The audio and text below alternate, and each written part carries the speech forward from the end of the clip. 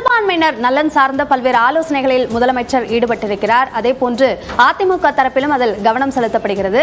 இது சார்ந்த பல்வேறு கேள்விகளை நாம் முன்வைக்க இருக்கிறோம். பதிலளிப்பதற்காக சட்டமன்ற உறுப்பினர் திரு ஜவாஹிருல்லா நம்மோடு இணைப்பில் இருக்கிறார்.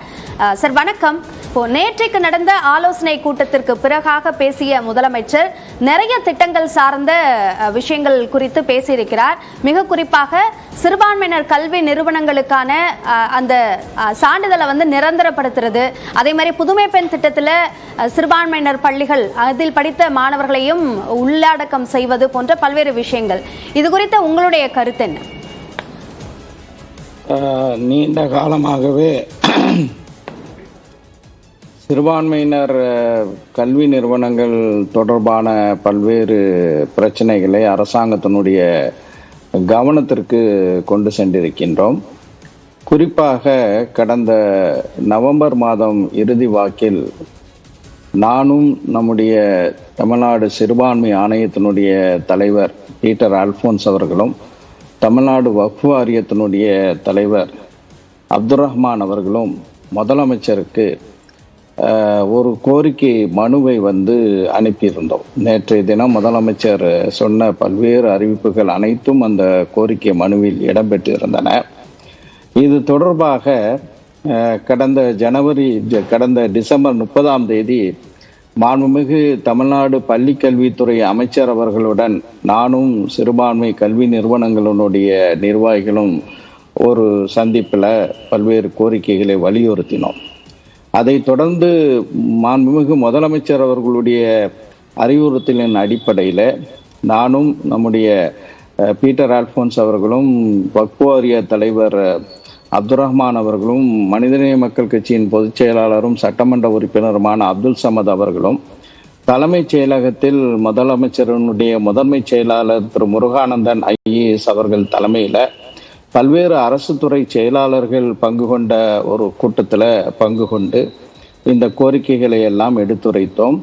அந்த கோரிக்கைகள் அனைத்தையும் ஏற்றுக்கொண்டு நேற்று மாண்புமிகு முதலமைச்சர் அவர்கள் நடத்திய அந்த கூட்டத்தில் அறிவிப்பை செய்திருக்கிறார். இதை நாங்கள் வரவேற்கின்றோம். தொடர்ச்சியாக நாங்கள் எடுத்த முயற்சிகளுக்கு கிடைத்த வெற்றி, குறிப்பாக சிறுபான்மை கல்வி நிறுவனங்களுக்கு நிரந்தரமாக சிறுபான்மை அந்தஸ்து வழங்க வேண்டும் என்ற அந்த கோரிக்கையை நான் சட்டமன்றத்திலும் பேசியிருக்கின்றேன். அவை அனைத்துக்கும் முதலமைச்சர் அவர்கள் ஒப்புதல் அளித்திருப்பது மகிழ்ச்சியை தரக்கூடிய ஒன்றாக அமைந்திருக்கின்றது. ஓகே. ஸோ 2 நாட்களுக்கு முன்னதாக அதிமுக பொதுச் செயலாளர் எடப்பாடி பழனிசாமி பேசும்போது சிறுபான்மையினருடைய நலன் சார்ந்த எந்த நடவடிக்கையையும் திமுக எடுக்கவில்லை, அது ஏமாற்றுகிறது சிறுபான்மையினரை என்ற கருத்தை தொடர்ந்து முன்னிறுத்துகிறார். எதனால் இந்த கருத்து முன்வைக்கப்படுது? இப்போ அதனோட தொடர்ச்சியாகத்தான் இந்த கூட்டம் நடத்தப்பட்டு திட்டங்கள் அறிவிக்கப்படுது அப்படின்னு பார்க்கணுமா? இல்ல, மிகவும் தவறு. எடப்பாடி பழனிசாமி அவர்களுக்கு அப்படியான ஒரு கருத்தை திராவிட முன்னேற்ற கழகத்தின் ஆட்சியின் மீது சொல்வதற்கு எந்த விதமான அருகதையும் கிடையாது. என்ன காரணம் என்றால், அவருடைய ஆட்சி, அதிமுகவினுடைய ஆட்சியில 10 ஆண்டுகளாக நாங்கள் பல்வேறு கோரிக்கைகளை சிறுபான்மை சமூகத்தின் சார்பாக வைக்கப்பட்டது. அந்த கோரிக்கைகள் எதையுமே அவர் எடுத்துக்கொள்ளவில்லை. உதாரணமாக முஸ்லிம்களுடைய குடியுரிமையை, அதே போல இலங்கையிலிருந்து வரக்கூடிய தமிழர்களுடைய குடியுரிமையை பறிக்கக்கூடிய குடியுரிமை திருத்த சட்டம் பாஜக அரசு கொண்டு வந்தது. அந்த சட்டத்தை எதிர்த்து தமிழ்நாட்டில் பல்வேறு மாநிலங்களில், கேரளா உள்பட பல்வேறு மாநிலங்களில் அதை எதிர்த்து தீர்மானம் நிறைவேற்றப்பட்ட போது ஜனவரி 2, 2020 தமிழ்நாடு சட்டமன்றத்தில் அன்றைய முதலமைச்சர் எடப்பாடி பழனிசாமி அவர்கள், எதிர்க்கட்சி தலைவர் திராவிட முன்னேற்ற கழகத்தினுடைய தலைவர் MK ஸ்டாலின் அவர்கள் சட்டமன்றத்தில் இது போன்ற ஒரு தீர்மானம் நிறைவேற்ற வேண்டும் என்று சொன்ன போது மிக வீராவேசமாக, அப்படி என்ன ஒரு பாதிப்பு, இதுல எந்த சிறுபான்மையினருக்கு எந்த பாதிப்பும் கிடையாது, அந்த மாதிரி எந்த ஒரு தீர்மானத்தை நிறைவேற்ற முடியாது என்று சொன்னதோடு மட்டுமல்லாம அந்த CAAக்கு எதிராக தமிழ்நாட்டின் பல்வேறு பட்டி தொட்டிகளிலெல்லாம் மிகப்பெரிய அளவில் போராட்டங்கள் நடத்தப்பட்ட போது அந்த போராட்டங்களில் ஈடுபட்டவர்களை கைது செய்து அவர்கள் மீது வழக்குகளை போட்டவர் எடப்பாடி பழனிசாமி என்பதை நீங்க சொன்ன இதே விஷயம் சட்டப்பேரவையில சிறுபான்மையினர் கைதிகளை முன்கூட்டியே விடுதலை செய்வது தொடர்பாக தீர்மானம் நிறைவேற்ற போது இந்த விமர்சனம் அதிமுக மீது முன்வைக்கப்பட்டது. ஆனால் அப்போது கூட்டணியில் இருந்ததன் காரணமாக சில சமரசங்களை செய்ய வேண்டியிருந்தது. ஆனால் அப்படியான ஒரு நிலை இனிமேல் அதிமுகவிற்கு இல்லை அப்படின்ற ஒரு விளக்கத்தை சட்டப்பேரவையிலே எடப்பாடி பழனிசாமி கொடுத்தார் தானே?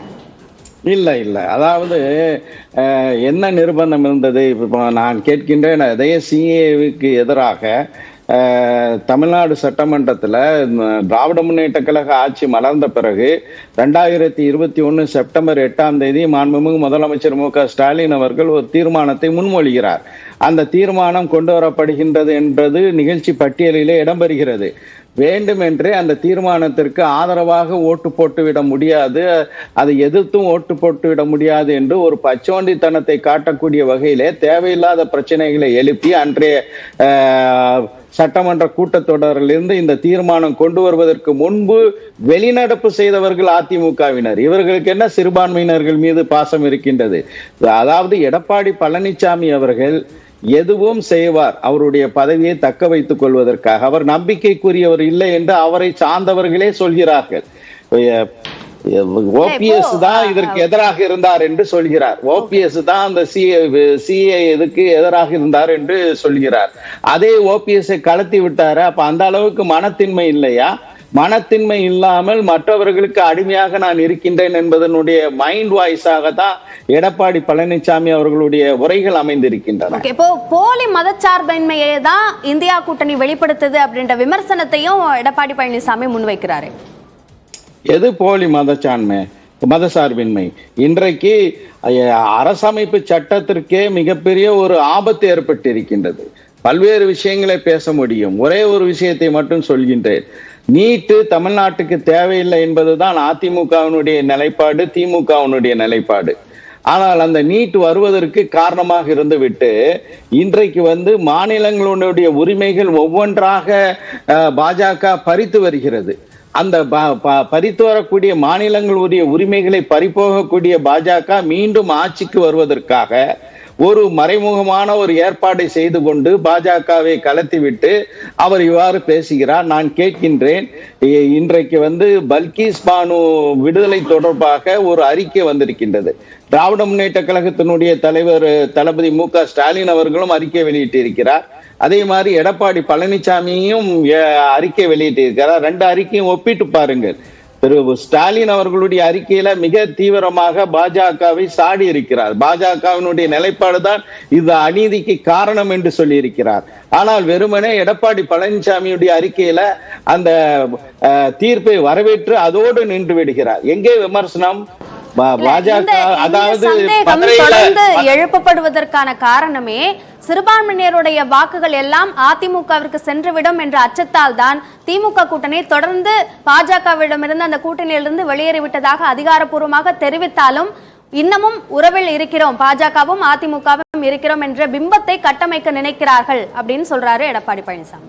பிம்பப்பத்தெல்லாம் கட்டமைக்கல. அவங்க அதிமுகவினுடைய மாநாடு நடத்தினாங்க. அதுல நடத்தின நிறைவேற்றப்பட்ட தீர்மானத்துல பாஜகவை விமர்சித்து ஏதாவது ஒரு தீர்மானத்தை நிறைவேற்றி இருக்கிறார்களா? அது விட்டுங்க. இப்ப 146 நாடாளுமன்ற உறுப்பினர்கள் இடைநீக்கம் செய்யப்பட்டார்கள். ஒரு ஜனநாயக நாட்டுல ஒரு நாடாளுமன்றத்தினுடைய உறுப்பினர்களை, மக்களால் தேர்ந்தெடுக்கப்பட்டவர்களை எல்லாம் இடைநீக்கம் செய்துவிட்டு அதற்கு பிறகு பல்வேறு சட்டங்களை நிறைவேற்றுகிறார்கள். இதற்கு அதிமுக ஏதாவது எதிர்வினை செய்திருக்கின்றதா? ஏன் எதிர்வினை செய்யல? அதனாலதான் சொல்றோம், ஒரு கள்ள கூட்டணி இருக்கின்றது. தொடர்ந்து இந்த குற்றச்சாட்டை முன்வைத்து வருகிறார்கள். ஆனால் இல்லை என்ற மறுப்பை அதிமுக தொடர்ந்து சொல்லி வருகிறது. என்ன நடக்கிறது என்பதை நாம் பொறுத்திருந்துதான் பார்க்க வேண்டியிருக்கிறது. இணைப்பில் எங்களுடைய பல்வேறு கேள்விகளுக்கு பதிலளித்தமைக்கு நன்றி திரு ஜவாஹிருல்லா. நன்றி.